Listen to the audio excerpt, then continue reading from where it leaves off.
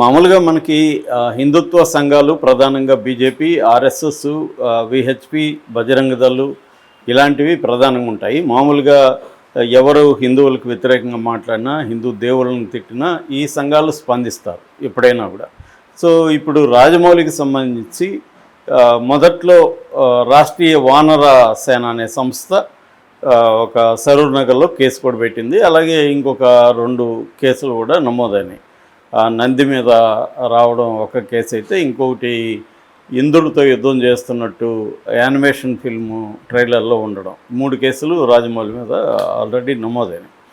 అయితే అఫ్సిల్ హిందుత్వ సంఘాలు ఏవైతే ఉన్నాయో, బీజేపీ కానీ లేకపోతే ఆర్ఎస్ఎస్ కానీ బజరంగ దళ్ కానీ ఇలాంటివి పెట్టలేదు. కానీ ఇప్పుడు చూస్తే కొంత కన్ఫ్యూజ్గా ఉంది వాతావరణం.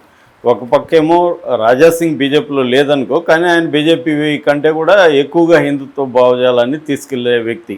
ఆయన ఒక వీడియో రిలీజ్ చేశాడు. రాజమౌళికి చాలా సీరియస్ వార్నింగ్ ఇచ్చారు. నీ సినిమాలను బాయ్కాట్ చేస్తారు, హిందువులు ఎవరు చూడకండి రాజమౌళి సినిమా అని చెప్పాడు. బేషరతుగా క్షమాపణ చెప్పాలన్నాడు. అలాగే రాజమౌళి నిజంగానే దేవుళ్ళని నమ్మట్లేదా, లేకపోతే ఒక స్ట్రాటజీగా చెప్పాడా తేల్చమని కూడా చెప్పాడు. ఇప్పుడే కాదు, గతంలో కూడా ఆయన కృష్ణుడు రాముడి గురించి కూడా కామెంట్లు వేశాడు. నా ఫేవరెట్ కృష్ణుడు కానీ రాముడు కాదు, రాముడు ఇప్పుడు నాకు నచ్చలేదు, నేను ఇష్టపడలేదు రాముడిని అని కూడా ఆయన చెప్పాడు. ఇవన్నీ ఆయన చెప్పి వార్నింగ్ కూడా ఇచ్చారు. మరోవైపు చీకోటి ప్రవణ్, అతను బీజేపీలో ఏ స్థాయి నాయకుడు అనేది పక్కన పెడితే ఆయన కూడా బీజేపీ తరఫుని అఫిషియల్గా మాట్లాడినట్టే మాట్లాడాడు. సో ఇప్పుడు ఆయన బీజేపీలో ఉన్నాడా, ఉంటే మరి ఆయన ఏ హోదాలో మాట్లాడాడు, మరి బీజేపీ పెద్దలు దాని మీద ఎటువంటి స్టాండ్ అనేది క్లియర్ లేదు. మరోవైపు విహెచ్పి కూడా ఆయన ఎవరు తనికెళ్ళ సత్యకుమార్ అని, అది మరి విహెచ్పి అఫిషియల్ స్టాండా లేకపోతే ఆయన వ్యక్తిగతమైందా క్లారిటీ లేదు. కానీ ఆయన కూడా రాజమౌళికి వార్నింగ్ ఇచ్చాడు. మరోవైపు ఎవరు మాధవీలత రాజమౌళికి ఒక బుద్ధి చెప్తున్నట్టు మంచిగా, అంటే మనవాడికి చెప్తాం కదా కొద్దిగా జాగ్రత్తగా ఉండరు బాబు అన్నట్టుగా చెప్పింది తప్ప తీవ్రమైన విమర్శలు ఆమె చెప్పలేదు. అది కూడా విచిత్రంగా రాగులు చేస్తూ ఆమె రాజమౌళి ఇలాంటి వ్యాఖ్యలు కరెక్ట్ కాదు అన్నట్టుగా ఆమె చెప్పింది. సో ఇక బండి సంజయ్ అయితే నవ్వుతూ అతను ఆ దేవుడే చూసుకుంటాడులే అన్నట్టుగా వెళ్ళిపోయాడు. అంటే అఫ్సల్గా రాజమౌళి ఫ్యామిలీ బీజేపీకి దగ్గరగా ఉంది. ఎందుకంటే వాళ్ళ నాన్న విజేంద్ర ప్రసాద్ రాజ్యసభ సభ్యుడు బీజేపీ తరఫున. సో రాజమౌళి మామూలుగా గతంలో కూడా ఇప్పుడు ఆయన హిందుత్వ వ్యతిరేక వ్యాఖ్యలు ఎప్పుడు చేయలేదు, హిందువుల వ్యతిరేక వ్యాఖ్యలు ఎప్పుడు చేయలేదు. ఇప్పుడు ఏంటంటే కాంటెక్స్ట్ ఏంటి, వారణాసి సినిమాకి సంబంధించి గ్లోబ్ ట్రాటర్ ప్రోగ్రాంలో ఒక గ్లిమ్స్ని రిలీజ్ చేస్తున్నప్పుడు అది ముందుగా లీక్ అయిపోవడం, దాంతో ఆయనకు ఫ్రస్ట్రేషన్ జరిగింది.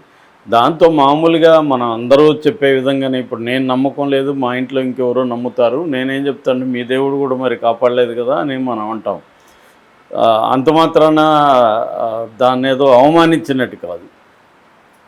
అదే పద్ధతిలో అన్నాడు, నా భార్య హనుమంతుడిని ఒక స్నేహితుడిలాగా చూస్తుంది, మా నాన్నేమో నీకు అన్నీ హనుమంతుడే అండగా ఉంటాడరా అని చెప్పాడు. ఇప్పుడు మరి హనుమంతుడు ఎందుకు ఇలాంటి పని చేశాడు, లీక్ అయింది అనేది ఆయన చేశాడు. అట్లాగే నేను ఇంకొక కాంటెక్స్ట్లో నేను దేవుణ్ణి పెద్దగా నమ్మను, కానీ మహేష్ బాబు రాముడి గెటప్లో చూస్తే నాకు గూస్ బంప్స్ వచ్చాయని చెప్పాడు. అక్కడేంటి ఆయన చెప్పదలుచుకునేది ఏంటంటే, దేవుణ్ణి నమ్మని వాళ్ళకు కూడా మహేష్ బాబు రాముడు వేషం అనేది కన్విన్సింగ్గా ఉంటుంది, ఒక గూస్ బంప్స్ వస్తాయి అనేది చెప్పదలుచుకున్నాను. నిజానికి ఈ 2 కాంటెక్స్ట్లో కూడా ఆయన నేను దేవుడిని నమ్మనని హేతువాదాన్నో నాస్తికవాదాన్నో ప్రచారం చేయడానికి చెప్పలేదు. అట్లాగే హనుమంతుడు పనికిరాని గాడ్ అని కూడా చెప్పలేదు. ఇక్కడ ఏంటంటే పర్టికులర్ కాంటెక్స్ట్లో ఆయన చెప్పాడు. కానీ ఇక్కడ ఏమవుతుంది, రాజమౌళి లాంటి వాళ్ళు తన ఫ్రస్ట్రేషన్ని ఇలా చూపించడం అనేది జనాలకి విచిత్రంగా కూడా అనిపించింది. మామూలుగా రాజమౌళి చాలా బ్యాలెన్స్గా ఉంటాడు, ఆయన ఎవరిని నొప్పించడు, తన అభిప్రాయాలు అట్ ద సేమ్ టైం సూటిగా చెప్పే తత్వం కూడా ఆయనకు ఉంది. ఆయన వివాదాలు క్రియేట్ చేయడు, బట్ వివాదాలు వచ్చినప్పుడు కూడా సూటిగా తన అభిప్రాయం చెప్తాడు, అది కూడా స్మూత్గా చెప్తాడు తప్ప ఎయిట్ వాళ్ళు హర్ట్ అయ్యే విధంగా ఆయన చెప్పడు. హార్ష్గా తను ఎప్పుడు కూడా మాట్లాడు, స్పష్టంగా తన అభిప్రాయాలు చెప్పే నేచర్ అయితే రాజమౌళికి ఉంది. సో ఇక్కడ ఏంటంటే వాళ్ళ ఇంట్లోనే వాళ్ళ భార్య భక్తురాలు, వాళ్ళ నాన్న భక్తుడు, వాళ్ళ ఫ్యామిలీ పేర్లు చూస్తే కూడా మనకు అంది హిందూ గాడ్ల ఇది ఉంటాయి.